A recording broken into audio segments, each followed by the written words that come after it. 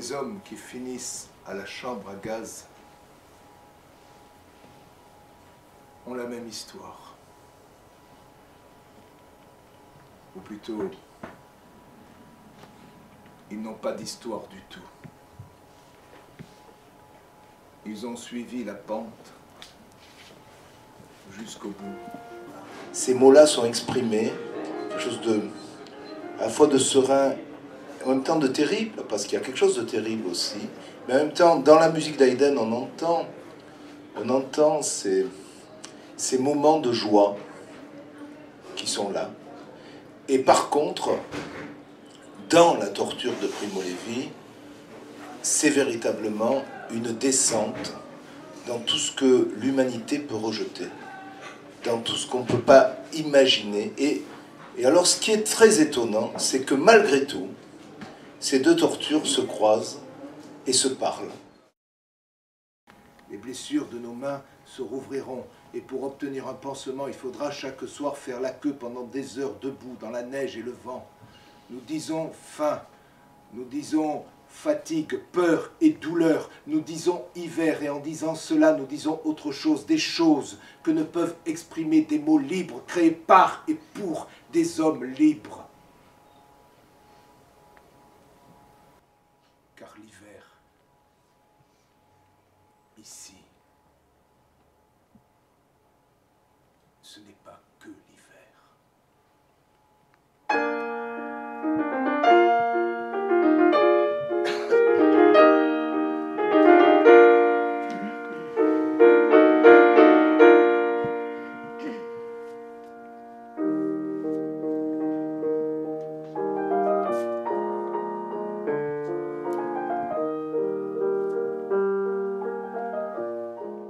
Pouvoir prononcer cette parole pour un homme qui est crucifié, c'est quelque chose d'insensé.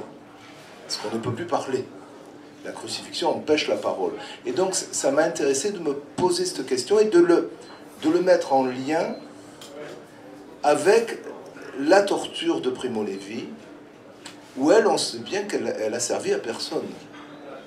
Et personne ne se dit que ça a été fait pour nous. Ça a été fait pour personne. Ça a été fait que pour avilir l'humanité et donner quelque chose d'extrêmement noir à l'humanité. C'est pour ça que ma scénographie, elle répond à ça. Le piano et les 7 dernières paroles, c'est un peu dans l'œil d'un cyclone.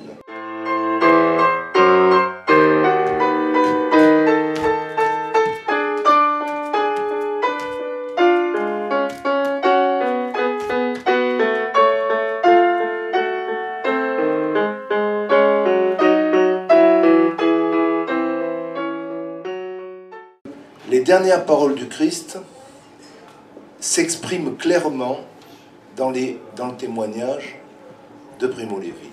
L'idée de la soif, l'idée de, et ça, là ça rejoint le Shabbat, l'idée de ne pas être dans un reproche aux bourreaux. Les bourreaux ne sont pas des bourreaux, ils sont, dans les deux cas, Primo Levi dit: comment peut-on frapper un homme sans colère? Pardonne-leur, ils ne savent pas ce qu'ils font. Pour moi, j'ai l'impression qu'ils disent presque la même chose. Et ces deux paroles se rencontrent malgré tout, même si elles ne disent pas la même chose. Voilà. Voilà donc ce qui était pour moi le départ de ce spectacle. Vous qui vivez en toute quiétude, bien au chaud dans vos maisons, vous qui trouvez le soir, en rentrant, la table mise et des visages amis, considérez